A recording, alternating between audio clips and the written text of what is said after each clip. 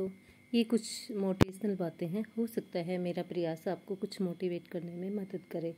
लक्ष्य हासिल आप करना चाहते हैं तो हमें क्या करना होगा कि अपने लक्ष्य की तरफ एकाग्र होकर आगे बढ़ना पड़ेगा। यानी कि एकाग्रता का मतलब है कि हम इधर उधर अपना ध्यान ना भटकाएं।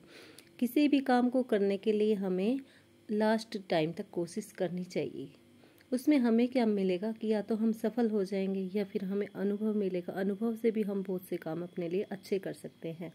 जब लक्ष्य पूरे होते हैं, जब हम अपने अनुभवों का ठीक से इस्तेमाल करते हैं, तभी हमारे लक्ष्य पूरे होते हैं। हम असफलता से सीख नहीं लेंगे तो क्या होगा, आगे बढ़ना मुश्किल हो जाएगा।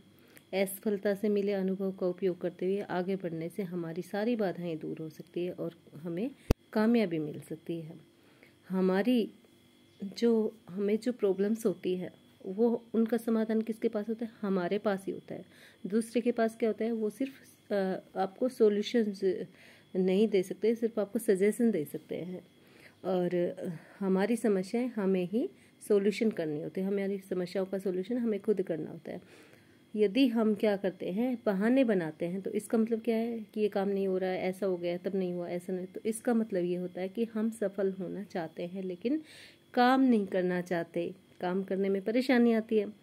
ध्यान रखें, सफलता और बहाने एक साथ नहीं रह सकते। बड़ी सफलता क्या होता है कि हमें किससे मिलती है? अनुभव से। हम कुछ पहले कर चुके होते हैं ना, थोड़ा एक्सपीरियंस हमें होता है, हमारा काम फेल हो जाता है, फिर उसके बाद हम फिर से करते हैं।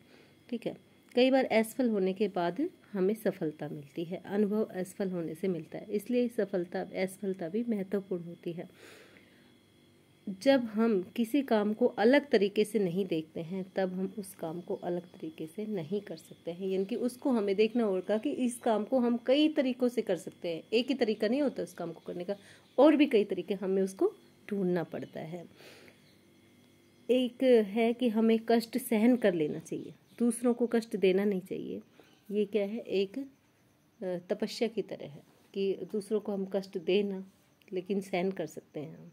ये भी बात हमें हमारे कैरेक्टर में हमें उजला बनाती है, ऊपर ले जाती है। धैर्य बनाए रखना बहुत मुश्किल होता है, लेकिन धैर्य अगर हम पेशेंस रखते हैं तो जीवन हमें हमारे क्या मिलेगी, हमें सुख भी मिलेगा और हमें पीसफुल लाइफ होगी, हमारी शांति मिलेगी। सिर्फ पेशेंस से ये सब चीज़ें आती हैं। असफलता और गलतियों से सीख लेकर किया गया प्रयास सफलता जरूर दिलाता है। यानी कि असफलता से हम ये सीख लेंगे कि हमें पिछली बार क्या गलती रह गई थी हमारी, उसको हम ठीक करने की कोशिश करेंगे। और गलती से भी हम ये सीखेंगे कि हमने पिछली बार क्या गलत किया था और हम उसको ठीक करेंगे। जिन लोगों के मन में जलन की भावना होती है वे शांति नहीं पाते हैं।